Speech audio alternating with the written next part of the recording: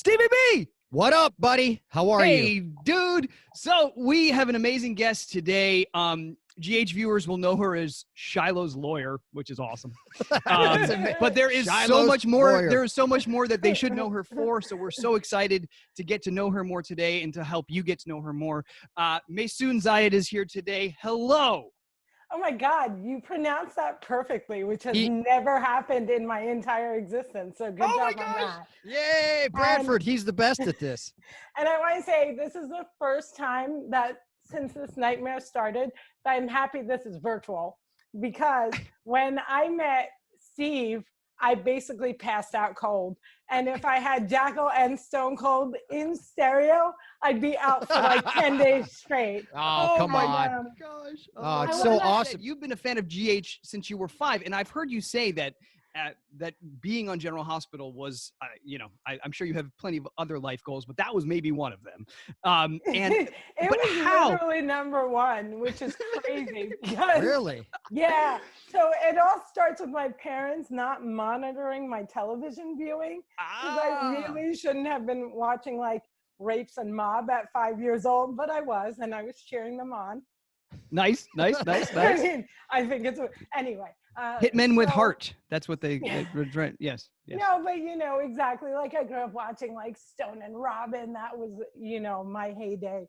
And I wanted to be on General Hospital, and I went to college for theater, and then I started auditioning. And actually, my first gig ever was as an extra on As the World Turns.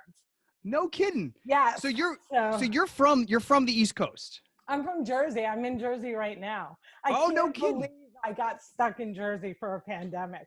Oh, so you didn't plan on being? No, I could have been in Palestine. I could have been in New Zealand. I wouldn't have wanted to be in LA, but Jersey was not in the top 10. No. Right. So what part of Jersey did you grow up in? North Jersey. I live right outside the George Washington Bridge. My hometown's called Cliffside Park. So my disability and my hometown have the same initials, CP. You're the youngest of 3, is that right? I'm the youngest of 4 girls. Youngest of 4. Yeah. All right. And so tell us a little bit about growing up. I'm the youngest of 4 girls. I'm born to immigrant parents, and my parents, I say my dad was a teddy bear and my mom was a tyrant.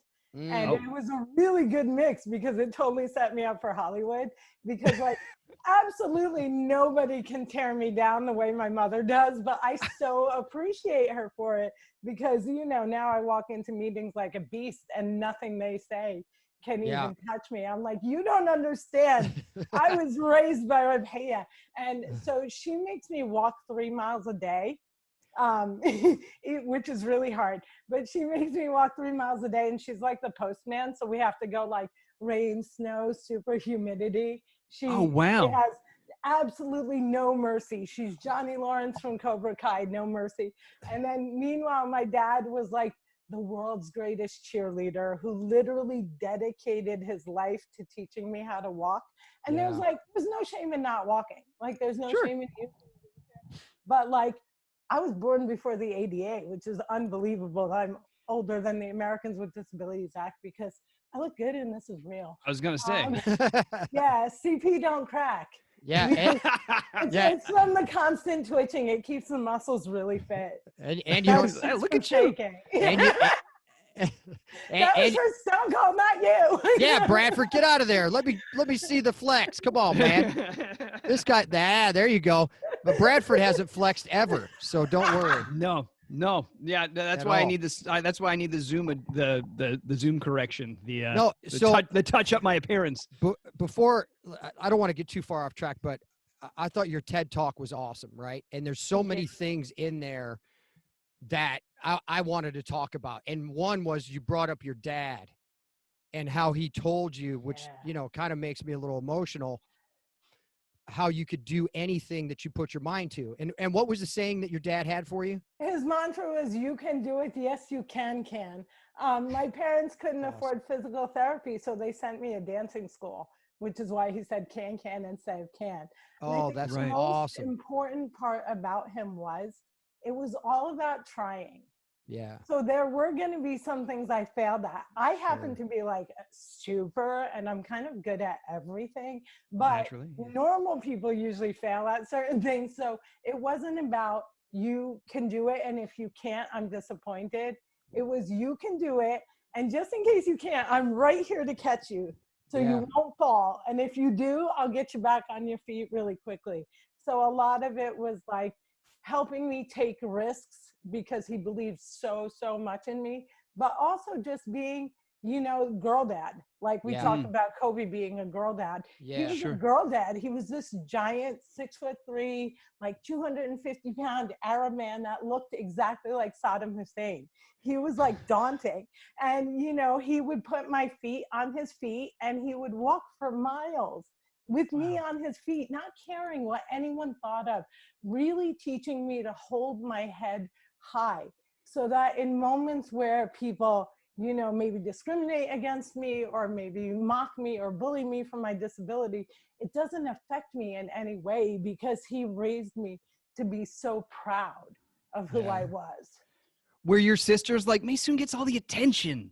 No, because of my mom, right? Oh. So she was like, she was the equalizer, like that TV show, The Equalizer. Like if they cleaned, I had to clean. I remember playing the disability card like so hard when my mother was like, you have to clean. And I was like, I can't, I'm special. And she put a towel under my butt and made me wax the kitchen floor by like scooching and squatting. So she had no, like I said, no mercy. If they got A's, I had to get A's. If they cleaned, I had to clean. And what's really funny is I'm kind of the least achieved of my sisters, even though like I'm really lucky and I've done a lot of things. My other sister's an ambassador at the United Nations. That's cool. You know, does she have a TED Talk though? Let's be real. She doesn't. She doesn't. And the fact that I have a TED Talk is another weird situation because I didn't know it was a big deal. And I didn't prepare at all. And I made fun of it like constantly before I went because TED Talks don't pay you. And I'm a mercenary. I do not leave my house unless I'm getting paid or being invited to hang out with two of my 3 favorite men from General Hospital. Only Maurice is missing. And by the way, I got to do a scene with Maurice, and right before it, the people in hair and makeup had to shake me because I was like spazzing so badly about meeting Mr. Sir. I was like, I can't. Oh, that's so funny. I can't. And I had done so well in my scenes with like Carly and Diane and like Alexis and all the big guns. And all of a sudden it was Maurice. And I was like, he's like a god for disabled people. He's been doing this for years, but they say I pulled it off. So yeah, so I didn't know it was a big deal. I didn't practice at all. And then I got there and I saw Sheryl Sandberg and Diana Nyad, and I was like, oh snap, I should have been prepared. And then this is a totally true story. Right before I went on stage, the woman before me was telling stories about dead babies. She had created like a solar panel blanket that saved babies from like freezing in Africa. And she had pictures of dead babies. And then I had to go up as a comic and be like, they were ready for you though. They were ready for you though. Like you were the best thing that had happened to them that day. Yeah, man. Totally.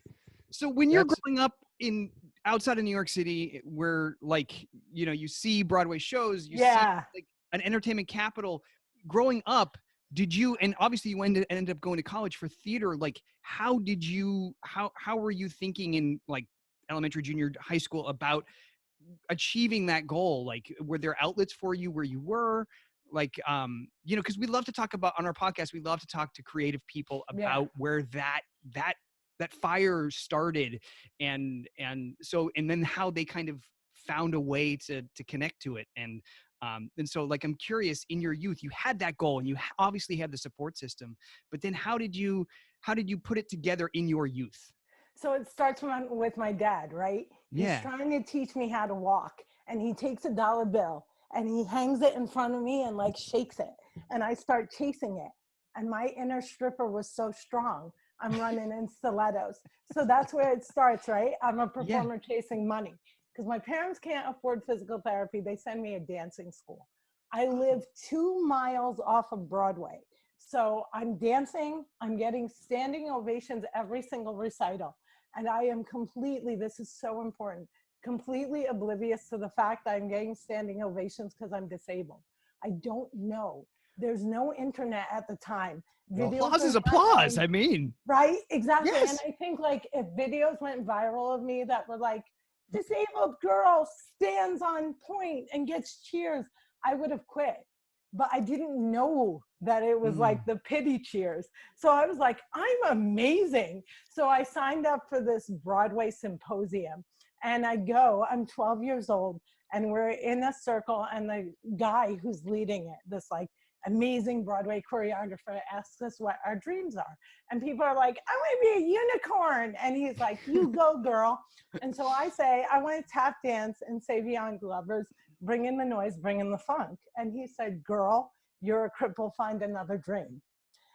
And I was like, well, I already have another dream. I'm going to be on the daytime soap opera General Hospital. That's amazing. And all of a sudden I get laser focused on getting on General Hospital. I go and I major in theater. I don't get the part of a chick with cerebral palsy in a play because they say that I can't do the stunts. I'm like, I can't do the stunts, neither can the character. But I'm not defeated. I continue to go out. I have traditional weeping spots all over New York City where I sit and cry to see if I'm convincing, and I am. So like, I am ready. I am ready for the soaps. I become an extra on As the World Turns. I'm an extra for 19 months when I become a seat filler at the Daytime Emmys. I'm at the Procter & Gamble after party at the Daytime Emmys when I choke on an empanada and almost die at a Daytime Emmy party. At which point I saw the light and realized nobody at the party looked like me. No one was disabled, no one was brown, I didn't fit in, and I needed to find a place I did. And where I found it was stand-up comedy. I saw people like Richard Pryor, the original like shaking comic. I saw Margaret Cho and like, you know, Rosie O'Donnell. So I became a comic because I figured if I do comedy, that'll be my way in. And without being insulting at all, Spinelli was a really big part of that. Because when you started the show, you weren't like, you know, the Patrick. Oh, I'm aware. You know, it was nerdy and spindly and what you are. And you ended up with like one of the greatest love stories, I think, in the history of General Hospital. It was good. I have tweets saying, I couldn't sleep because Pixie had a baby. Like it was a big deal, you know? And it showed me that like, if I used comedy, I could get in, I could get noticed. I luck out in comedy. I'm super successful and I make sure every single interview I do, 60 Minutes, Queen Latifah, anything I do, I say my dream in life is to be on General Hospital. My dream in life is to be on General Hospital. I keep repeating it for 20 years. And then Frank Valentini finally heard me and created the role of Zahra Amir for me. That's unbelievable. I mean, there you go. Listen, there's so many facets to your story that perseverance is key for you, right? Like the fact that dream never stopped and you went through this journey to finally somebody said, hey, come on, General Hospital. That's just amazing in itself, right? You want to know one of the other big keys though? I was never mean and I was never bitter. I was never like, you know what? You, Jen. Oops. You might want to. You're fine. You're fine. I'm from Jersey and I've been locked in my house since March 13th. That's funny. I finally got a soap opera when they shut down filming. Please I know, right? Yeah, you know what I. So, wow, I totally threw myself off of whatever I was going to say by cursing. What was I saying? Well, you just said how you were never resentful or bitter. I was or never angry. negative. No matter how long it took, I didn't go online and say, like, General Hospital sucks. They have no disabled people, blah, blah, blah. I wasn't nasty. I wasn't mean. I just kept honing my craft, working with whoever I could work with and being really good at my job, making sure that the talent existed so that if I got the call, I would be ready to go. And I think that if you go on being like bitter and I'm not getting what I deserve and blah, blah, blah, it's never going to happen. But if you're like constantly like eyes on the prize, I'm going to do this. And the reason I want to do this is not, you know, when I first got General Hospital, I'm a touring stand-up comic. I'm very, very blessed and lucky. I do 200 shows a year. Wow. So I was really lucky to join General Hospital, not because I needed money, but because it was my dream in life. That's and awesome. It really exceeded all my expectations because Zahra, my character, is not written as disabled. She is because I am. If any other actor played that, that's awesome. Shouldn't we be that? Shouldn't we get that chance? Absolutely. And what I thought was probably the most profound thing, well, you said a lot of things in the TED Talk, but you said something about, I wouldn't be the same person today if I grew up with social media. No, I wouldn't. And I think I think everyone needs to hear that.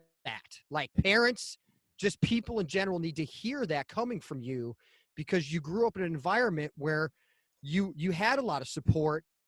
And if there was social media, how do you feel what would have happened? I think there'd be a couple of things. One is that disabled kids that reach out to me, because I'm really lucky to have a public platform and they reach out, they report back to me that they're bullied constantly. Ugh. All day at school, all night at social media. It never ever ends. And I was never bullied until I became an adult. And then as an adult, I was a commentator on a television show called Countdown with Keith Olbermann. And people would say things like, you know, she's a crooked, Gumby mouth whore. I want to grab her lip and stop it from twitching. Oh, she's revolting. And she looks like a frying pan hit her above the head, you know. And it was incredible to me because I had been a comic for a decade. So I had the ability to clap back at these people. But I remember thinking the very first time it happened, I don't want to go back. I don't want to go back. I want to go to the club where I'm the only person with the mic. I don't want to be made fun of. And then I thought, oh my God, I spent 20 years creating a career and I'm going to let some complete stranger eating Cheetos end me because he said I had chunky knees in a waist-up shot where he didn't even see my knees. So one of the things I try to do is make sure that you don't let other people define you, that when we get bullied, that when we get yelled at, and soap opera people get this a lot, that we don't internalize it. But the reality is a lot of people can't do that. The second thing is people with disabled kids who are not disabled themselves have to be careful about how they post them. Parents of disabled kids want to vent. So they'll write about what a burden their child is. They'll write about how burned out they are. When I tell you these stories about my parents, I tell you about love, commitment, you know, pushing and raising. I'm sure they felt burdened. I'm sure they felt frustrated. I'm sure their heart broke when their healthy baby suddenly had a lifelong neurological disability. But if you broadcast that online, your child will grow up and read that. You'll instill a fear in other parents of having children with disabilities. I think everybody should find a way to vent. Maybe it's a friend, a private group, a therapist, but be careful of what you publish about your child's private life online. It could cause so much damage. And then sadly, there's fear, right? You know, I get credible death threats every week. There's a bunch of people in America who want to kill the disabled Muslim girl. Like that's what they want to do. And it can be because I don't want to date them. It can be because of my faith, or it can be jealousy that someone with a disability accomplished more than they ever could. And that fear, that genuine fear, I think would have kept me out of the spotlight. Wow. I mean, that's just so, it's so, like, just hearing it is disheartening, you know, just the stuff that happens on social media and the fact that you're doing what you do is just so awesome, you know. Well, and I have no fear anymore because I know Stone Cold will kick their butt. That's right. And the Jackal and the Jackal will empty their bank accounts. That's right. You're damn right. So how I wish that was true. I wish I actually had some real skills. Me too. I think we're gonna have to write that buddy comedy of you two saving the disabled comic who's been kidnapped by incels. That would be amazing. That would be amazing. We're doing it. That would be amazing. By the way, you know, the end is you end up saving us. You know that, right? Yeah, and we can call it white saviors. and how she saves us is she has to do 10 minutes of stand-up comedy. And completely just kill it. Yeah. I love that. Amazing. I love it. You said you've been doing stand-up for 20 years now, you said? Yeah. Yeah. So how did when you got into stand-up? I love stand-up. Oh, it's amazing. When you got into it, though, you were drawn to it as something that obviously maybe you wanted to do, but more as like a mechanism to help you move forward. Means to an end. Yeah. How did doing that affect the way you told your story, affect the way you thought about your story? And, you know, did you find like the process of doing it for that long, how, like, obviously it's affected who you are, but can you go into that a little bit? Yeah. And if we ever do live shows again, I want to do some comedy with you, who's at the club all the time, mister. We would love that. That would be amazing. We could learn something from you. It's exactly what you said. I'm a drama queen. I'm 100% focused on soaps. I want it to be a soap because it's an everyday job. I've been on set as the world turns, it reinforces like the family thing, and I want to be on a soap, right? So I'm like, I'm going to become a comic so that I can get well known. And what happens is it happens, and it wasn't supposed to happen. So I signed up for a comedy class at Caroline's. The final show of the class was a public show at Caroline's Comedy Club. Usually when people come to watch them, they don't laugh at any of the other comics. They're just trying to get through the comic to see the 5 minutes of the person they want to see. Right. So I killed it. And at my very first show, I got offered my first paying job. This is totally true, even though it's obnoxiously ridiculous. My job was to drive super famous comics from New York City to clubs in New Jersey, like the Stress Factory and the Borgata. And no one would warn them that I had cerebral palsy. So I would like pick up like Paul Mercurio and Tony Rock, and I'd be like, hi guys, let's go. And I'd be driving down the New Jersey Turnpike at like 90 miles an hour with these comics just sweating. And then I'd whip into a disabled spot, and they'd be like, we always want Maysoon to drive us. So I became like a really strong opener, because in comedy, there's no hierarchy. So when you're an opener, you could open, like I opened for Chappelle and Louis Black and all these different comics. And I was just doing stand-up comedy, keeping my head down, minding my own business. I wasn't talking about disability. I wasn't talking about Brown. I was being like a dirty little comic, like Eddie Murphy and Andrew Dice Clay and stuff like that. 9/11 happens. I'm an Arab woman living in Jersey, watching my city in ruins, the city that I had been in since 16, that my clubs were in, that the firemen who I waved to outside of Gotham were, that I knew were gone. And I'm watching the city burn, and all of a sudden, I'm being vilified. Muslims are being called the enemy. Arabs are being, you know, spit at and shouted at and registered in like registries, and we're being spied on. And I was like, what if I use my stand-up comedy to remind people that I'm born in Jersey, that I'm American, that day I wasn't complicit. I was a victim, just like everyone else. And so I decided to start using my stand-up comedy to combat the negative images of Arabs and Muslims in media. And I founded something called the New York Arab American Comedy Festival. And it's my biggest regret that I didn't just call it Arab Comedy Fest. It's so ridiculously long. I hate saying it. I hate typing it. I hate when people print it. It's a nightmare. Wait, Maysoon, what was it called? The New York Arab American Comedy Festival, when it could have just been called the Arab Comedy Fest. .com. Well, thank God it's ArabComedy.com. I'm Maysoon.com. So I at least got that. So we start this comedy festival, and it ends up being ridiculously successful. Through that, I book a Live Nation tour. And suddenly that's awesome. Yeah, I headlined a global Live Nation tour.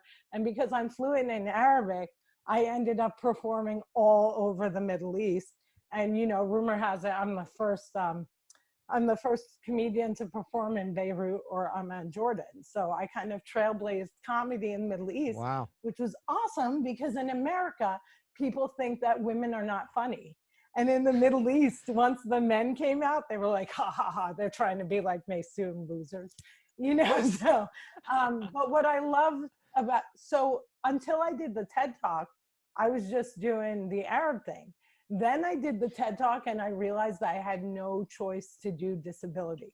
Now, I hadn't been avoiding disability. I wasn't pretending it wasn't happening.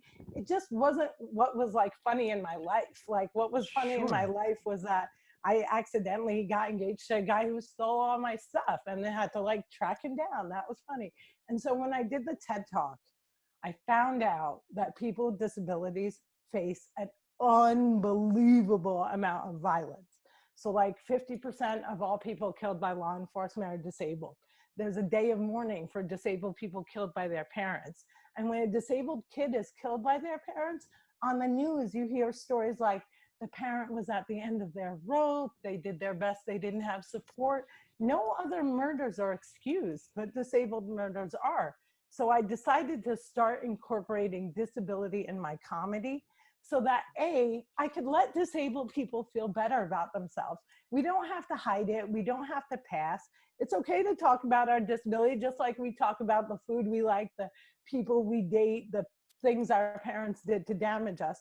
But also I wanted the audience to get comfortable seeing a functional disabled adult, because they think of us as like happy snowflake angel babies that never grow up, never have dreams, never get married. We're just charity cases. If you give us some money, you'll get a really nice blanket. So again, full circle to General Hospital. It's important that this character can't be healed. It's important that the fans who have been so amazing, like one person made fun of me shaking on General Hospital and the GH fam swooped in. Like the beehive has nothing on these people. They were like, don't you touch her, Zahra. We love her. And, you know, people were talking about, she should date Dr. Albright. She should be Spinelli's mom, even though we're the same age, you know. Like, that's amazing. And they weren't saying like, she should be healed or I feel bad for her or what a pity. Yeah. So Maysoon, your first day on the show, how many did you have? How many scenes did you have? I had like 6 scenes. What? Yeah, it was wow. It was batty because Frank, God bless him, the producer who I love like so much, he was accommodating my schedule. And because my touring schedule is so off the chain, they filmed 2 episodes on my very first day there. Wow, you got thrown right in. I got thrown right in, and then Tina was my first director. Oh, she's awesome, yeah. So worried about like, it was a courtroom and I couldn't stand up. And I was like, how do you feel about me just sitting there when they say all rise? Like, it's not my first time in court, they would know. And she was right there with me. And she like made sure. And then it was funny because I was with a character that everybody hated. So it was like, I know you get to be on GH, but hey, you're gonna try to convince everybody that Shiloh's a good guy. I mean, so and like the history of GH, nobody, well, maybe, but nobody's been hated as much as Shiloh. Nobody. And then you're his lawyer. And then I'm his lawyer. He's who I have to hang out with at lunch. So, you know, nobody wants to sit with me. And then like, then they sent me to Nell. And I was like, are you people kidding me? And then I texted Frank and I was like, no, I actually love it. I want to only get super unsavory people on. That's gonna be my whole gig. That's amazing. And then he was like, I'm giving you a scene with Sonny. You get to stare lovingly in his eyes. But Shiloh will be in the scene. Damn you, Shiloh. Kobe was super cool to me. He was really, really nice to me. He only tripped me twice. And one of the times he stopped my teeth from hitting the ground. So no, I'm kidding. See, the problem is that you guys thought that might have happened, and that just worries me. No. First of all, you just never know. You never know. You never know. Yeah. My first GH moment is the best. They invited me to the after party after the Emmys. And when I walked in, Mark Teschner, the casting director, and Frank Valentini opened the door and said, "Welcome to General Hospital." Oh, that's sweet. And I barfed like Stan from South Park. Yeah. Amazing. Stand-up comedy is always going to be a part of your life, right? Yeah. So yeah, It's this hard. is a good question. This is good. It is tough because, you know, we kind of got into it. We got into clubs. I'm not sure what we're doing to stand-up comedy, but we got the opportunity to go to the clubs that are frequented by people like yourself. And so that's exciting for us. But in terms of like, especially now, like seeing the way forward there, does the approach to your shows, especially now that you're incorporating more elements of yourself, or I don't know if that's accurate, but like in terms of the things that are on your mind now versus the things that were on your mind then. Yeah. How are you approaching it now, and how do you kind of think it's going to evolve, especially now? So just really quickly, the difference between the beginning of my stand-up comedy career and now is that I answer to no one. Like in the beginning, I had fear. And I used to, in the beginning, try to be cool. So I would use slurs and I would slut shame and make fun of fat people. I don't do any of that anymore. I've cleansed my comedy 100% of hate, not because I'm afraid of being censored or being canceled, but because like I want my audience to have fun. I don't want to remind them of like the worst moment of their life. So like my comedy has completely changed into being really honest, because I have nothing to hide anymore, you know, and also being really inclusive, not wanting to hurt people. But on March 4th, in 2 minutes and 43 seconds, I lost 26 shows and my entire livelihood. So I love doing clubs in New York City. I'm a New York City comic that could do 5 shows in one night, jumping between clubs. But as a touring comic, I'm a rock star, dude. I was in the Fairfax Hotel getting gift bags with like Google sunglasses, getting, you know, car services, first class flights to Kuwait where you might or might not be kidnapped, and you know that certain presidents will or will not bring you home. And it was all gone. It was just all gone. And on top of that, I have cerebral palsy and it makes me shake all the time. I say I shake it like Taylor Swift. She wants to, mine's involuntary. But it puts me in the high risk category. So in addition to losing my livelihood, I had to lock down in my house. In Jersey. In Jersey. And I'm like a club girl. I like going down the shore. I like going dancing. I like going to shows when I'm not working. And then I had to start doing stand-up comedy online where you cannot hear laughter. So it's kind of like, it messes with your brain. Oh, I'm sure. Because you have to take your ego to a whole nother level to be like, ba-dum-bum. I know. It's so funny because they've asked us, you know, we were doing so many shows, not as many as you, but we were doing so many shows and this whole thing shut down. And they're like, hey, you guys want to do your shows online? I'm like, no. No, we sure don't. No. Thanks. And it's so funny, even when I do interviews, because I do a live panels, I do interviews. Honestly, no exaggeration, this is by far the best day of my pandemic. Thank you so much, guys. This means a lot to me. I'm a huge fan of you all.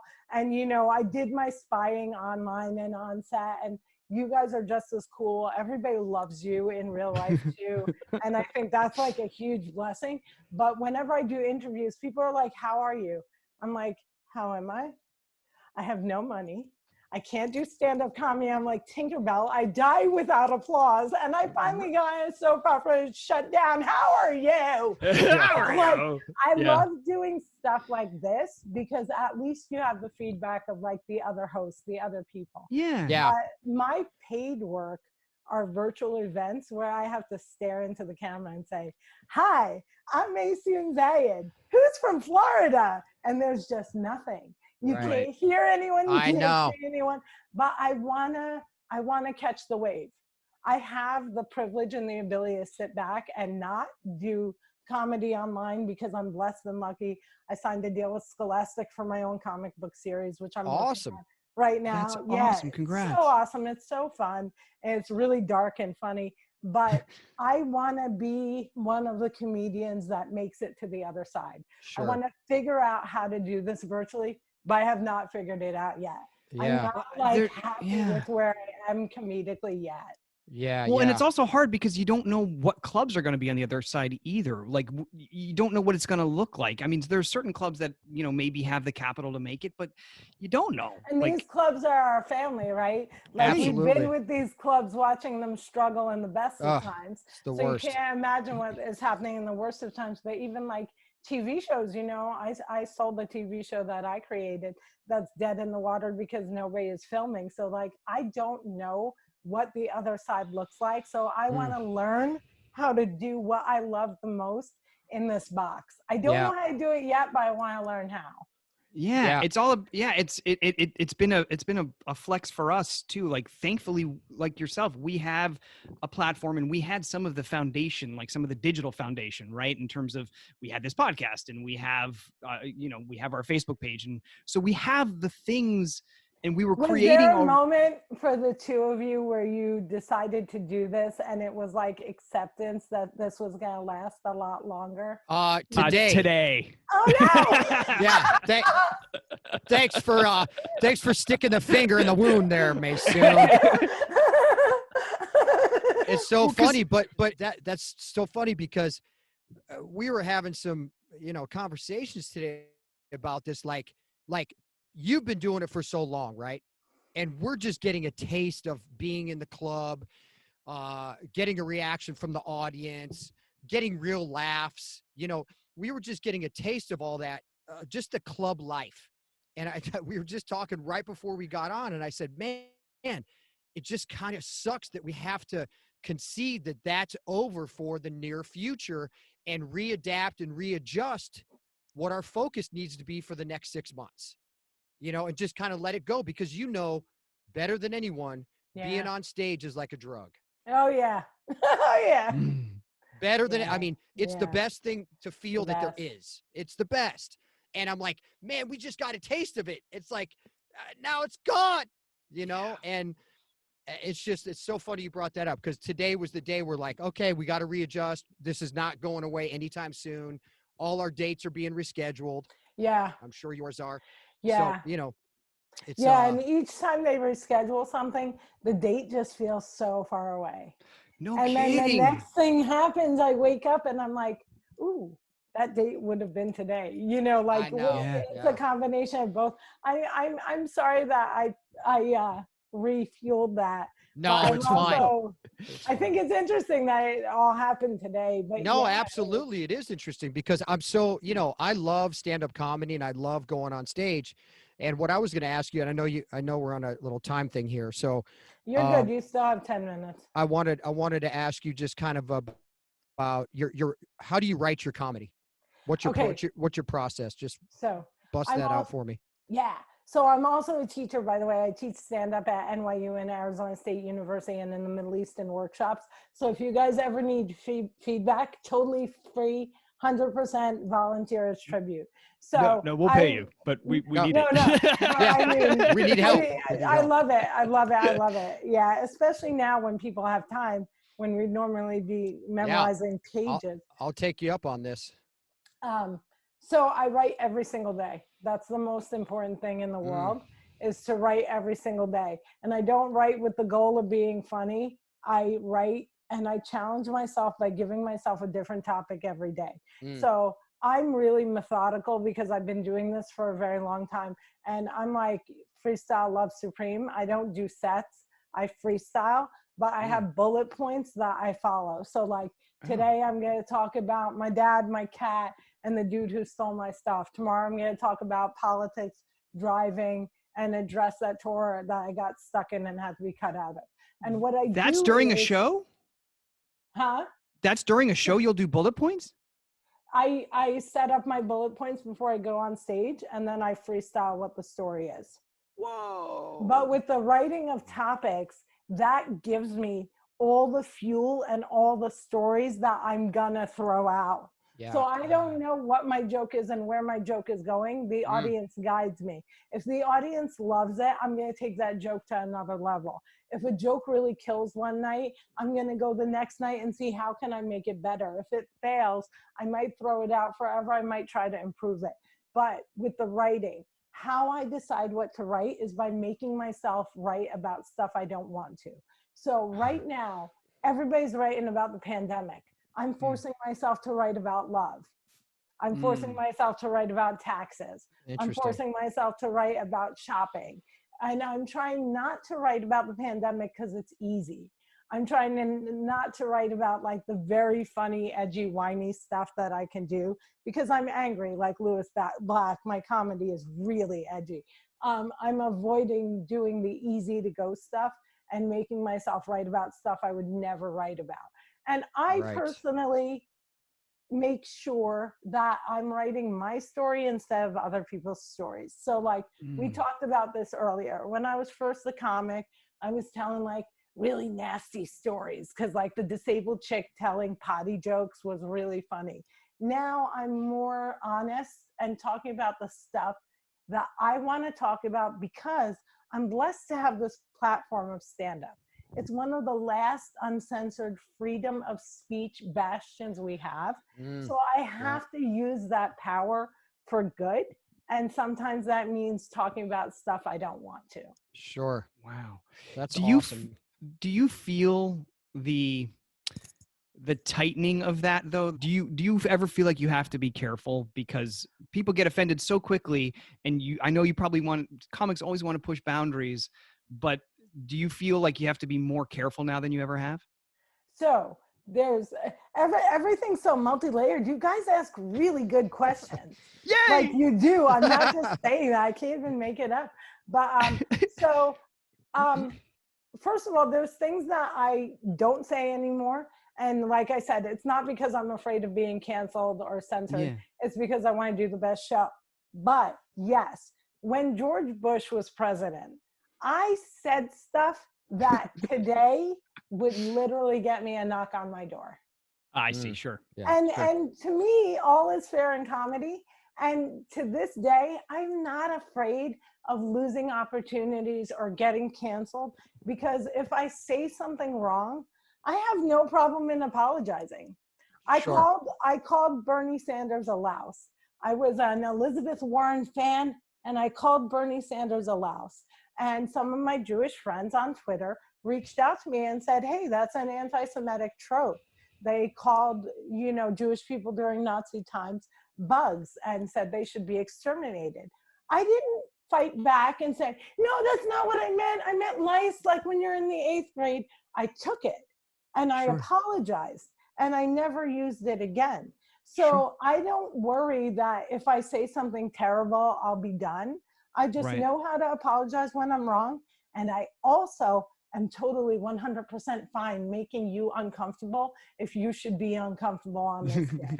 Well, and if that's my existence makes you uncomfortable, be uncomfortable. Right. Yes. And Maysoon, and that's what I love about comedians, right? Is because you got guys like Richard Pryor, you mentioned, and George Carlin.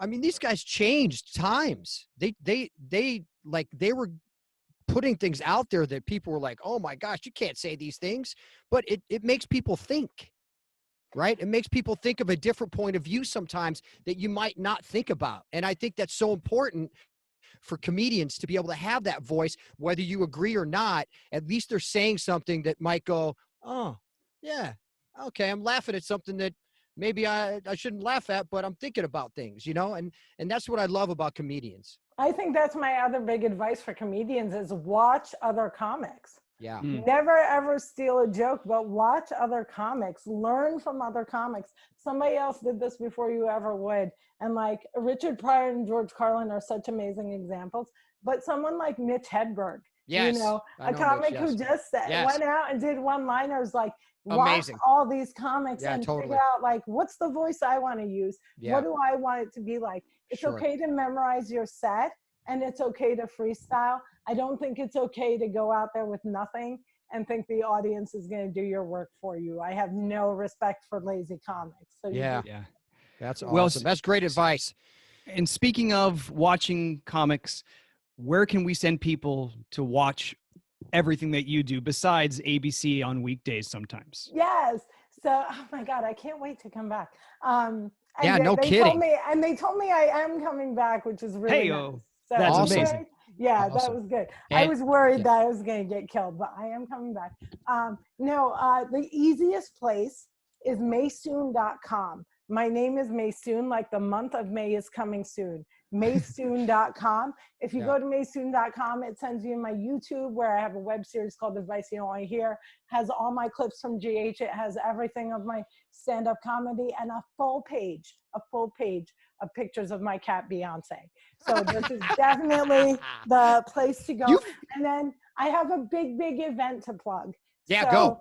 On Thursday, July 23rd at 7 p.m., I was supposed to be headlining the Kennedy Center in Washington, D.C. for the 30th anniversary of the Americans with Disabilities Act. But we've moved online. You can find it on my touring page, on my Facebook page, on Twitter. Awesome. We're doing a virtual event with Ali Stroker, who won the Tony Award, and Marley Matlin, and all like the movers and shakers of disability. That's so cool. That's amazing. Is it going to be available to view after the fact? Because unfortunately, this won't air in time for that.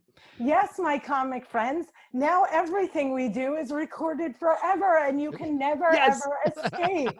I used to say no video, and now everything lasts forever, ever. And guys, since we're wrapping up, I want to come back to do 7 questions someday.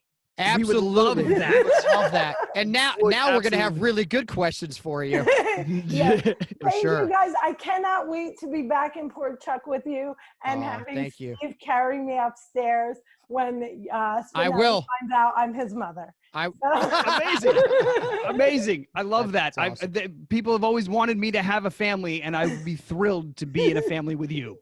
I just think we'd be so funny because I'm twitchy and you're twitchy, but mine is a disability and yours is just you. Just a hyper anxiety for this guy. Yeah. Awesome. Maysoon, thank you so much. Maysoon, you're awesome. Thank you. Thank you so much. Thank you so much.